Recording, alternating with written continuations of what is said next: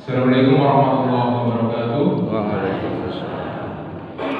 Alhamdulillah nahmaduhu wa nasta'inuhu wa nastaghfiruh wa na'udzu billahi min shururi anfusina wa min sayyiati a'malina may yahdihillahu fala mudilla lahu wa may yudlil fala hadiya lahu. Asyhadu an la ilaha illallah wa asyhadu anna Muhammadan 'abduhu wa rasuluh. Allahumma shalli 'ala Muhammad wa 'ala alihi wa sahbihi ajma'in. Amma ba'd.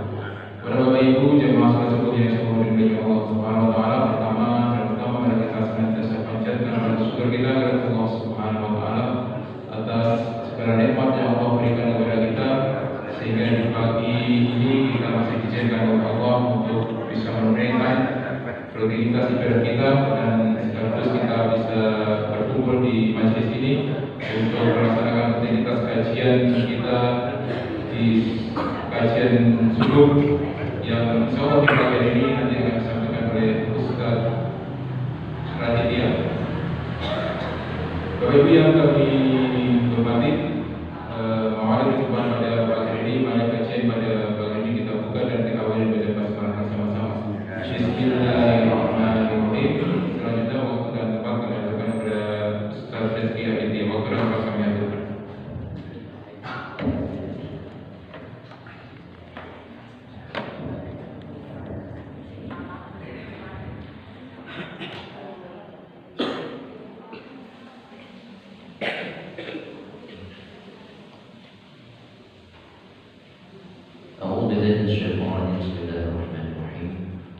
Assalamualaikum warahmatullahi wabarakatuh.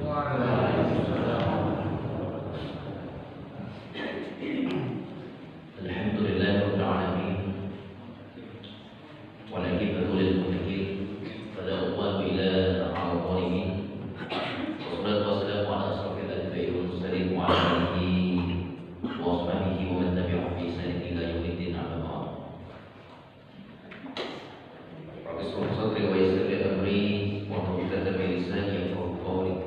Allahumma la sahla illa ma ja'altahu sahlan wa anta taj'alul hazna idza syi'ta sahlan. Rabbi anzilni munzalan mubarakan wa anta khairul munzilin. Allahumma inna nas'aluka 'ilman nafi'an wa rizqan thayyiban wa 'amalan mutaqabbalan. Allahumma inni a'udzubika min ilmin la yanfa'. Amin ya rabbal alamin. Alhamdulillah, bersyukur kepada Allah Subhanahu wa taala atas segala nikmat, atas segala kesempatan, kesehatan, serta iman yang masih tertanam di dalam hati kita sekalian, Bapak Ibu Allah, sehingga pagi ini kita bisa datang ke masjid untuk melaksanakan salah satu kewajiban kita sebagai orang mukmin, yaitu sholat subuh. Dan bagi laki-laki menjadi sebuah nilai plus ketika bisa berjamaah.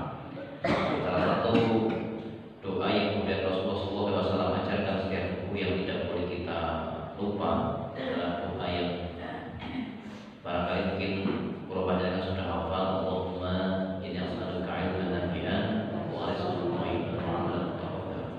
Dan itu doa tidak boleh dibalik-balik gitu memang. Karena yang pertama diminta adalah ilmu. Ya, ilmu dulu diminta supaya dengan ilmu itu kemudian kita nanti jadi ngerti mana yang hak, mana yang batil, mana yang halal, mana yang haram, sehingga ketika nyari duit, nyari rezeki, rezekinya jadi halal dan barokah. Kalau rezekinya halal dan barokah, maka insya Allah semua kebaikan-kebaikan yang dilakukan dengan rezeki itu jadi amalan yang diterima oleh Allah Subhanahu wa taala. Maka insya Allah termasuk yang memberi doa semoga termasuk ciri rezekinya barokah, menyusul yang lain. Salawat dan salam semoga selalu tercurah kepada Rasul kita, saudara kita, Nabi Muhammad sallallahu alaihi wasallam beserta seluruh keluarganya, beserta seluruh istrinya, beserta seluruh keturunannya, beserta seluruh sahabatnya, dan semoga syafaat beliau sampai kepada kita umatnya yang insya Allah terus menerus berusaha menjalankan sunnah-sunnah beliau hingga yaumul kiamat. Amin ya rabbal alamin. Tapi berarti Allah, kita melanjutkan lagi ngaji kita kemarin masalah rezeki ya. Dan kita ngaji masalah rezeki itu sekali lagi bukan karena tentunya bukan, tapi supaya ngerti jalannya dan kemudian tidak jadi hamba yang kufur nikmat.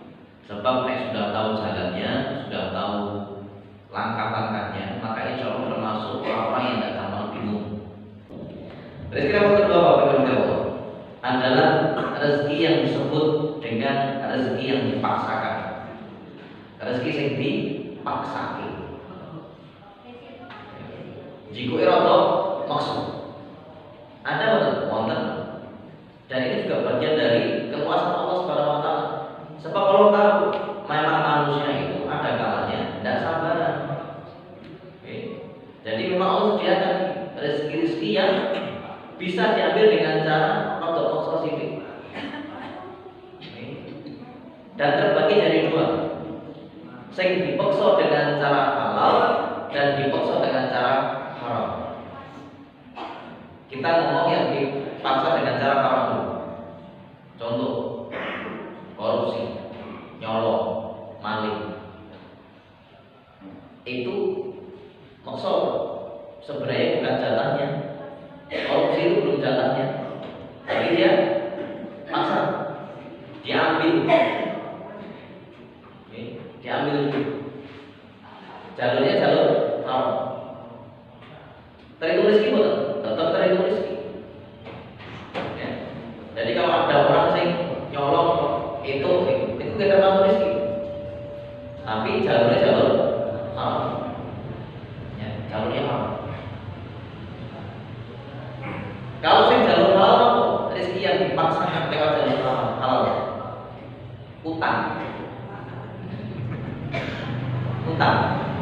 Utang itu rezeki yang dipaksakan lewat jalan halal. Rupanya tuku motor, cicil tuku motor. Rupanya tuku mobil, cicil tuku mobil. Rupanya duwe omah, cicil tuku omah. Sebenarnya belum waktunya. Tapi kemudian dia paksakan supaya segera punya. Makanya terus itu kredit, utang. Boleh enggak? Boleh. Syarat syariat boleh. Dan Islam mengatur itu. Dibolehkan seseorang itu berutang. Yang tidak boleh adalah riba. Jadi dibedakan nih. Ampun kemudian menghujat hutang. Jangan sampai kita kemudian menutup syariat hutang. Sebab Islam memang membuka syariat itu. Yang penting boten riba. Cuma masalahnya saat ini hampir tidak ada hutang yang tidak riba. Itu mau masalahnya. Tapi kalau memang jenengan ketemu, memang pernah ketemu, kok wonten yang apik gelem ngutangi sing ora riba. Oh iku alhamdulillah niku nggih rezeki. Ngoten. Kok ada kemudian masjid sing gelem jileki jamaah duit ora nganahi, oh itu rezeki. Makanya masjid itu perlu punya baitul mal supaya jamaah itu punya solusi keuangan. Betul. Lho jenengan kan ngomongin duit iki Mas. Dan nopo iki? Nek ngaji-ngaji ngene iki kan nyeceleng-nyeceleng duit. Nah, artinya apa? Potensi ekonomi itu kan ada. Jamaah PKK. Kenapa tidak kemudian dipikirkan, oh iya nabungnya pindah daripada neng BRI, neng masjid misalnya, diatur nanti sama takbir, akhirnya jadi baitul mal, ya. Setelah jadi baitul mal, nanti buat siapa? Ya buat kesejahteraan jamaah. Kok nek jelek syaratnya petang 10 dino sholat masjid. Nah, ini kan itu jelek tapi syaratnya petang 10 dino sholat masjid. Syaratnya bisa. Jadi boleh Pak, itu termasuk rezeki yang dipaksakan. Bukan adalah rezeki yang dibolehkan oleh Allah Subhanahu wa taala sebagai bagian dari rezekinya Allah. Cuma Pak, Bu, namanya rezeki yang dipaksakan. Niku enten akibatnya, ada dampaknya. Ada dampaknya. Sebab apa? Sebab belum waktunya. Sebab dari waktunya. Apa dampaknya? Dampaknya adalah karena orang yang ngambil rezeki level 2 ini membuang rasa sabar. Oke, jadi orang kalau utang itu kan berarti kan buang rasa sabar.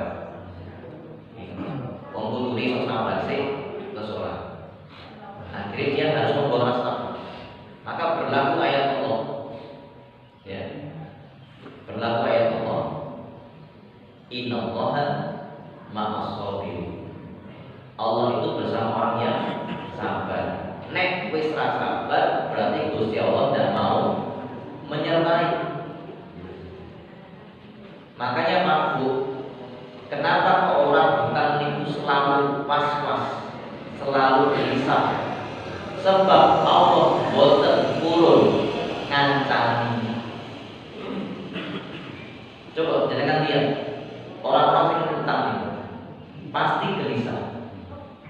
Komponen esok wayang bayar. Wah, jatuh tempo, itu gelisah luar biasa. Itu bojoan iki boten ketok. Anak lucu ki boten ketok. Wong wae iso bayar. Apa meneh nek boten ana duwite tambah kok. Ini makanya jatuh cinta itu tidak ada apa-apanya sama jatuh tempo. Lebih deg-degan jatuh tempo daripada jatuh cinta. Jadi nek cacanan niku kok memuji-muji jatuh cinta, rasake jatuh tempo. Jatuh tempo lebih deg-degan nih.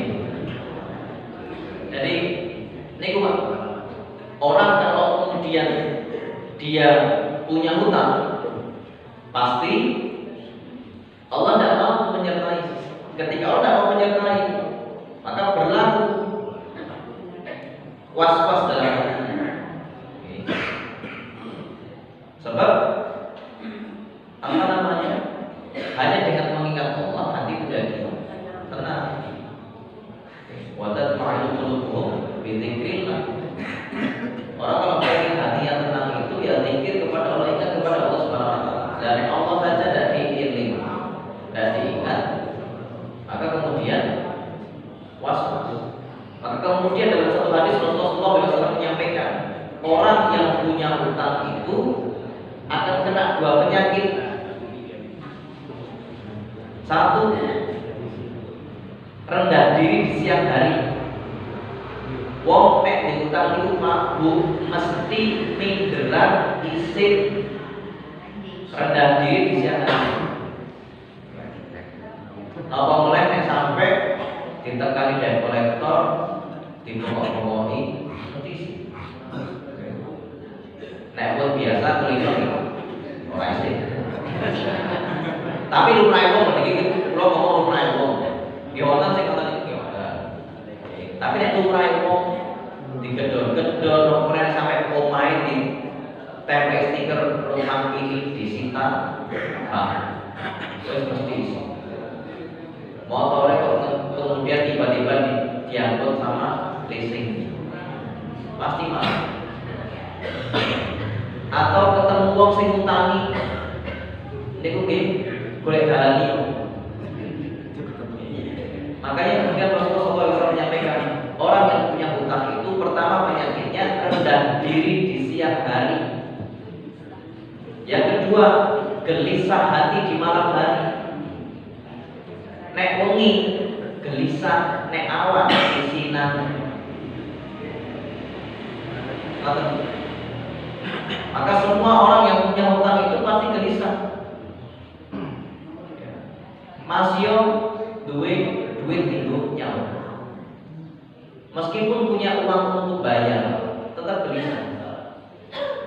Sebab apa? Yang dipikir saya iso bayar sesuai. Saya singgah isi terus yang dipikir itu terus. Maka Bapak Ibu Allah, kalau saya boleh nyarankan, nek jangan boten kepepet, bener. Ampun enggak. Ampun enggak. Oke. Kepepetin hutang, carilah saudara-saudara yang sekiranya muda. Jangan sampai berurusan sama ini tadi Bang Lece, Bang Didil, Noling, Angkutan, Pur, kredit usahamu. Dapat diukur kadang-kadang mau ngapain? Pembangunan itu anglingan, bukan diukur terus ukur. Banyak kredit usahamu. Jadi, sebab apa? Iman, ketenangan itu mahal harganya. Pernah suatu ketika Jibril alaihissalam senyum ketika bersama Rasulullah. Terus kan Nabi tanya, ya Jibril, kenapa kau tersenyum? Terus Jibril tuh ngertikan ya, saya itu aneh dengan manusia. Saya itu aneh dengan manusia. Sebab apa? Manusia itu nyari barang sing tidak ada di muka bumi. Apa itu? Ketenangan. Ketenangan itu bukan barang dunia. Ketenangan itu sampai sebarang itu. Maka jangan boleh ketenangan, tidak akan ketemu. Dan coba lihat orang video ngakuni kamu lagi dugem, beno, ben atine seneng, sampai di sana, tidak seneng, guru mabur kok, guru telek, guru sadar, begitu sadar, dia mumet nih. Game masalahnya kayak ada banyak orang yang saat ini zaman kamu healing, tetap menjadikan healing. Zaman ini belum menjadikan sebagai piknik. Nah saat ini alatnya healing. Kau mas healing piknik, pengen pikirannya tenang. Ya tenangnya pas piknik itu loh. Mulai, oke ini kan tenang. Kadang-kadang piknik itu malah momen regala kok, piknik wayang bareng kafe, macet gitu loh. Karena piknik malah pindah stres. Mulai dino minggu, pengen naik pantai, kafe piknik gimana? Minggu naik pantai, macet parang tindes itu. Sama kapan Jakarta itu, naik akhir pekan, naik puncak, kafe piknik gimana? Nah puncak itu macet. Akhirnya apa? Tidak ada nih Pak healing. Maka ketenangan itu bukan barangnya dunia. Jadi kan boleh ketenangan, tidak akan ketemu. Mau pakai minuman keras semahal apapun, mau pakai obat penlarang seenak apapun, mau pergi healing ke tempat yang paling nikmat sekali, ketenangan tidak akan didapat kecuali Allah yang memberikan. Waladzi anzala sakinata fi qulubil mu'minin. Lihat, waladzi anzala sakinata fi qulubil mu'minin. Yang menurunkan ketenangan di hati manusia itu siapa? Allah. Anzal itu turun dari atas ke bawah. Berarti ketenangan, kebahagiaan itu dari mana? Dari atas, dari Allah. Tidak bisa dengan boleh itu bumi tidak ada. Sebab yang bisa kasih ketenangan itu cuma Allah. Maka kalau kita orang mukmin, ingin boleh tenang, gampang. Dekat sama Allah Subhanahu wa taala, eling Allah Subhanahu wa taala. Senang dengan masjid. Senang dengan aktivitas di masjid. Senang dengan aktivitas amal soleh. Insyaallah pada yang ya. Dan itu yang paling penting. Tidak perlu jangan keluarga duit banyak-banyak. Syaratnya kita dekat sama Allah. Nanti dengan sudah dekat sama Allah, dengan dikasih tenang, waladzi anzala sakinata fi qulubil mu'minin. Maka Bapak Ibrahim nek pun kepepet ampun utang. Bahaya. Soalnya napa niku? Pertaruhannya itu adalah ketenangan. Jangan terus nanti was-was, tidak nikmat ibadah. Ustaz, nek memang rezeki level 2 ini bahaya. Kok tingkatannya di atas rezeki level 1? Ada yang nanya begitu jamaah. Ustaz, kalau memang bahaya, kenapa kok diletakkan di rezeki level 2? Padahal rezeki level 1 itu pun Masya Allah, lantai untuk makan dijamin, orang aku syarat, jujur aku syarat, makhluk dan sebagainya, gerakan alam semesta dan lain-lain. Macam-macam nih.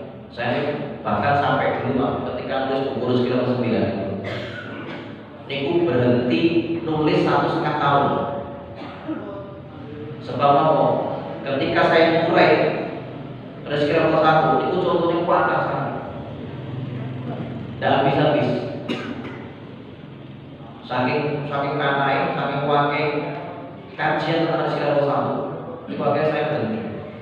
Dilereni dulu. Baru bisa lanjut rezeki level 2. Rezeki level 1 ke atas sana. Contoh nih gimana? Jadi kan punya badan. Nih badan kita nih. Niki rezeki level 1. Sebab apa? Jenengan terus boten mikir. Seandainya panjenengan harus mikir, ini pasti repot. Jenengan misalnya mungkin kok disebut snack nanti kali ambil. Bayangkan ya seandainya badan kita ini ngurus bukan Allah Subhanahu wa taala. Ya. Minum itu jenengan harus perintah. Begitu pas minum air, begitu air lewat sampai ke tenggorokan, ya, langsung kita harus perintahnya. Wetan, ayo pasang gula yang ditinggus, langsung yang dijalan. Begitu pas makan snack, langsung untuk perintah. Sehingga kayak belok kiwo, sehingga belok belok. Bayangkan kalau kita yang harus perintah, repot. Bayangkan kalau kita yang harus perintah jantung kita. Memulai berdetak harus perintah terus. Itu sekitar 1. Jangan dikasih mata terbatas. Ini kurus sekitar 1. Bayangkan jangan punya mata tidak terbatas. Sampai tinggali bakteri, kuman, virus. Ini pun ngomong betul repot. Ambekan itu bingung malah. Mau bernapas itu bingung. Ya. Bisa delok kabeh ini malah bingung kan. Jadi kan sampai delok jin, setan, misalnya. Itu pasti bingung. Wayai arep kamar mandi ngono iki. Wis kok bener apa kayak dibuka buat apa kayak bingung. Saya kanggo jin setan repot. Jadi kan lebih istirahat tidur di kamar lagi minggir orang kancane apa bingung. Maka biasanya orang kancane dan seterusnya. Maka kita punya mata terbatas itu alhamdulillah. Jadi kan punya telinga terbatas itu alhamdulillah. Ini kok kersane Gusti Allah. Itu rezeki Allah Subhanahu wa taala. Bayangkan jadi kan punya telinga tidak terbatas. Jadi kan kaji di sini. Oke. Dirasani kok teng Solo kelru kan mas terus alhamdulillah kita ini punya pendengaran terbatas. Nah rezeki nomor 1 itu sangat masya Allah luar biasa. Tapi kok kalah Ustaz sama rezeki nomor 2? Kenapa kalau rezeki nomor 2 diletakkan di atas rezeki nomor 1? Kenapa rezeki yang dipaksakan yang namanya utang tadi kok diletakkan di atas? Sebab ketika saya nyusun itu salah satu faktor yang saya pakai ini adalah rasane manusia, perasaan manusia. Sebab kadang-kadang barang sing ketok niku dirasa lebih mahal daripada rezeki Allah yang tidak kelihatan. Saya kasih contoh. Jenengan saged melampah dari rumah ke masjid. Ada yang rasa kaya? Tidak ada.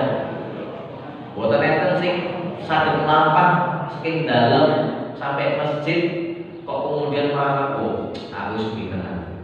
Wis iki loro wae kabeh. Tidak ada. Tapi maka ning masjid ning pengajian kok kagem wajib wanyar. Mudul niku. Rumangsa sugih. Rumangsa paling duit, padahal sebelumnya kredit 5 tahun. Orang punya mata, bisa baca Quran, tidak pernah merasa kaya. Tapi begitu bisa ngambil KPR di perumahan mewah, rumangsa sugih. Makanya kenapa rezeki level 2 itu saya letakkan di atas rezeki level 1 yang banyak tadi. Sebab menungso itu kadang-kadang dengan rezeki-rezeki yang nampak itu, dengan harta yang nampak itu merasa itu lebih mewah, lebih mahal. Nah ini pelajaran kagum dengan hati-hati Pak. Kalau untuk rezekinya Allah ampun ngagem perasaan. Sebab nek ukur rezeki ngagem perasaan pasti tidak gampang syukur. Syarat kita gampang syukur itu loh. Ampun ngerasake rezeki. Nek rezeki ini dirasa-rasake pasti jadi kufur malah. Kok ketoke penak sing kaya. Kok ketoke nyaman sing kuwi. Kok ketoke tonggo penak dan seterusnya. Pun kemauan itu terus gampang niku nek rezeki jenengan pertanyaan asal. Langsung kaji ganti maklum. Oh, saya langsung ganti. Memang nek dunia lewat akhirat lagi. Makanya saya itu nek kaji, saya mati-mati ke panitia. Nek mau snack keluarkan sekalian. Nek enggak nanti barang ngaji sana. Nek snack lewat itu pun ngaji ini bukan. Jadi Pak, rezeki itu ampun dirasakan. Begitu dirasakan pasti rusak, makanya begitu ada manfaat, pun tetap nek ada manfaatnya, nek tidak ada, dalam dipikir. Banyak orang itu yang kemudian susah bersyukur kepada Allah Subhanahu Wa Taala sebab kami dirasa-rasa. Kok kita enak tonggo, kok kita enak sing kaya, kok kita enak mas, kok kita enak haji, dan seterusnya kami dirasa. Kita tidak bersyukur kepada Allah Subhanahu Wa Taala. Itulah hikmahnya kenapa para nabi dan para rasul itu diutus dalam wujud laki-laki. Kenapa nabi dan rasul diutus dalam wujud laki-laki? Sebab laki-laki mengedepankan akal bukan rasa. Coba oleh nabi niku rencana, oh syariat itu batal kabeh. Gimana? Andai nabi itu perempuan pasti syariat batal. Coba seandainya bisa nyebelin Ismail itu ibunya, udah aja. Sios boten? Boten sios. Oke, nasional itu mewek. Terus mungkin protes kan Gusti Allah pun Gusti, boten dari nabi boten apa-apa repot. Terus nas do korban, jenengan boten kagem besaran. Makanya nabi itu juga selalu laki-laki. Sebab supaya syariat itu berjalan. Ini hikmahnya. Sebab kalau perempuan yang bukan syariat pasti rusak. Karena mengedepankan perasaan. Kalau panjenengan bapak-bapak ini bersyukur Pak. Bersyukur bahwa syariat talak, syariat cerai itu yang megang laki-laki. Beruntung, bersyukur. Sebab aku ngomong itu mikir. Coba sih kita syariat talak itu dulu. Wah, tidak bilang dengan dulu terus Pak. Balik telat, talak. Belanja kurang, talak. Talak terus nih. Makanya alhamdulillah syariat ini megang laki-laki. Maka Bapak Ibu nanti sama. Ini menunjukkan bahwa dengan rezekinya Allah Subhanahu Wa Taala, dengan aturannya Allah Subhanahu Wa Taala, ampun melibatkan perasaan, ampun melibatkan perasaan. Kita itu dilatih oleh Allah Subhanahu Wa Taala dan Rasulnya tunduk, bukan dilatih untuk rasaki. Maka jangan coba lihat ayatnya di Quran sebelah mana, tidak ada perintah sholat yang kemudian Allah awali dengan semangatlah kamu dalam sholat. Tidak ada. Perintah sholat itu tidak pernah diikuti dengan kata semangat. Jenengan arep ngantuk, arep males, tetap kan sholat. Makanya imam-imam, para imam kalau pimpin sholat perintahnya apa? Lurus dan rapatkan sholat. Tidak ada imam Arab pimpin sholat balik badan semangat di bawah. Tidak ada. Tidak ada. Karena memang perintahnya bukan itu. Jenengan males, jenengan Arab ngantuk, jenengan Arab kaget, tutur, jenengan baru misalnya kaget, sakit sekali. Allah tetap memaksa kita semua. Sebab apa? Kalau sudah berhadapan dengan syariat Allah, perintahnya Allah, tidak boleh pakai perasaan. Tidak boleh pakai perasaan. Dan itu kemarin diuji betul dengan itu. Ketika putri saya meninggal itu, saya ngambek betul, ngambek tidak boleh ngeluh, ngambek tidak nangis, ngambek tidak protes ke Allah Subhanahu wa Ta'ala. Ngambek sebab apa? Sebab saya ingat betul hadisnya Rasulullah SAW. Beliau menyampaikan inna as-sabru inda sadaqatil ula. Sabar itu di pukulan yang pertama. Sabar itu di pukulan yang pertama. Sabar itu di hentakan yang pertama. Maka tidak disebut sabar orang sing wis nangis seminggu rong minggu ya wis sabar wae. Wis nangis seminggu rong minggu kok pakai wong sabar. Wis ngeluh wis protes karo Gusti Allah macam-macam. Siapa wis ketok era maling wis sabar wae. Nggak gitu. Kata Rasulullah, inna as-sabru inda sadaqatil. Sabar itu di pukulan yang pertama. Jadi kan pasti kampret sama musibah yang pertama itu bisa sabar apa enggak? Bisa nggak ngeluh kan? Bisa tetap bersyukur pada Allah apa betul? Itu namanya sabar. Maka ujiannya kita adalah matikan hati ketika berhadapan dengan takdirnya Allah Subhanahu wa Ta'ala. Mematikan perasaan ketika ketemu dengan syariat Allah Subhanahu wa Ta'ala. Mematikan perasaan ketika ketemu dengan ketentuannya Allah Subhanahu wa Ta'ala. Harus begitu. Maka ketika tim saya nanya, Ustaz, besok ngaji. Anak saya hari ini meninggal, 2 hari berikutnya saya langsung ngaji. Tidak ada waktu buat berduka, tidak ada waktu buat berkabung, tidak perlu. Kenapa? Loh, anak saya sudah sama Allah yang Maha Merawat. Anak saya sudah dengan Allah yang Maha Menjaga. Tidak perlu saya khawatirkan. Justru yang harus saya khawatirkan siapa? Saya sendiri. Saya ini belum jelas amalnya. Maka sabar itu perlu dilatih dengan cara ampun sering-sering ngagem perasaan.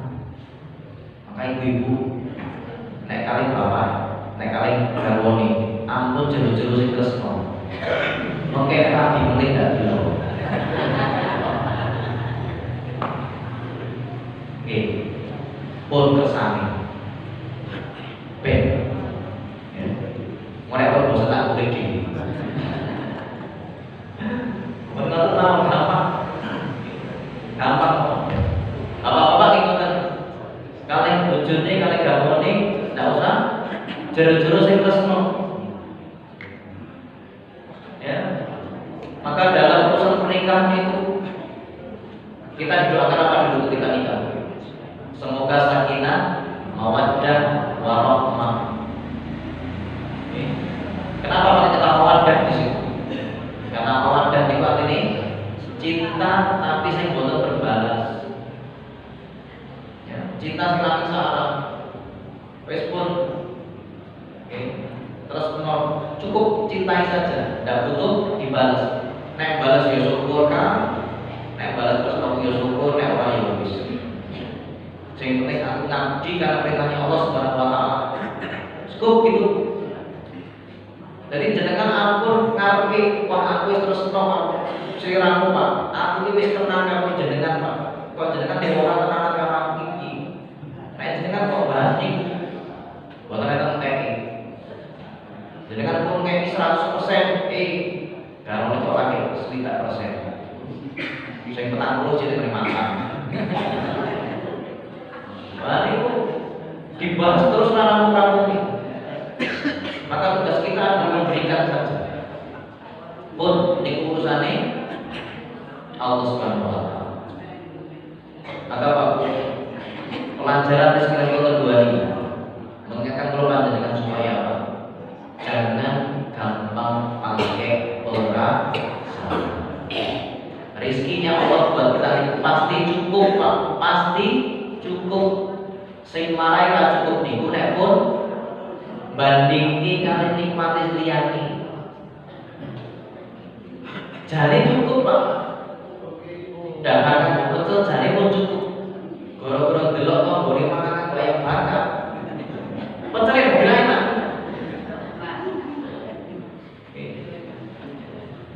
Mangan iwak pitik jane pun enak. Gara-gara delok tanggane mangan steak. Iwak pitik lali. Bojo siji jane kok enak. Terus ki boten iki. Delok tanggane kok turu ketok. Kapan tak nyusul kan?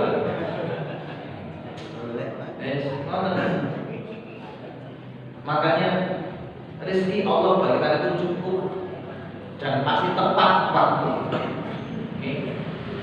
Ampun boleh rezeki, ampun madosi harta atau nikmatnya Allah yang belum diberikan kepada kita. Ampun. Mungkin tidak buyung. Sebab tidak semua nikmat enak dirasakan sekali waktu. Saya ulangi, tidak semua nikmat enak dirasakan sekali waktu. Contoh, ini ayam itu enak mau betul, enak. Soto enak mau betul, enak. Tengkleng enak mau betul, campur dari siji, dimakan langsung. Enak mau betul. Kopi itu enak, tempe enak, wedang jeruk enak, campur. Maka kadang-kadang semua nikmat itu tidak enak dinikmati sekali waktu. Itu waktu nanti. Nek pun wayai pasti dikasih. Nek pun jalai pasti datang. Nek pun makomnya dengan nikmatnya ditingkatkan, pasti ditingkatkan. Nek saat ini hartanya masih segitu, koyornya masih segitu, rezekinya masih segitu, dia pun dinikmati dia segitu. Sebab bisa jadi Allah melihat, oh nek dikasih lebih nanti kufur. Jangan misalnya latar lagi cilik, latarnya ciut, ya ibaratnya latar ciut tuku mobil lagi masalah. Orang-orang ini misalnya, ya sama Allah juga begitu. Kadang-kadang ukur, oh kemampuan kita ngolah harta itu sambung mumpuni nopo dereng. Kalau mengolah hartanya sudah mumpuni, sudah baik, nanti Allah kasih rezeki yang banyak. Kalau ilmunya sudah cukup, Allah kasih jatah rezeki yang lebih baik. Oke. Jadi rezeki yang dipaksakan itu ada dan boleh dipakai. Tapi tur nek boten kepepet ampun. Ampun. Nanti pakai yang lain-lain saja. Masih ada level 3, 4, 5, atau 9 terus kata. Jadi ini namanya pengetahuan saja, sekaligus mengingat bahwa ketika berada pada nikmatnya Allah, ampun dirasakan sakit supaya kamu menjadi orang bersyukur. Kalau benar-benar takdirnya Allah, ampun di lawan dan perasaan cukup dijalankan dengan akal saja, cukup dijalankan dengan perintah saja, saminan wa.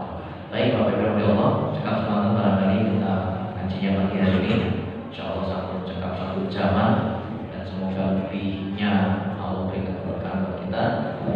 Dan Bapak Ibu yang Allah yang datang ke sini dengan hajat semoga Allah hajatnya dan Allah kemudian angkat segala kesulitan dan kesusahannya. Barangkali ada sakit semoga Allah berikan kesehatan, kesembuhan, umur, dan keluarganya juga jadi keluarga yang sakit.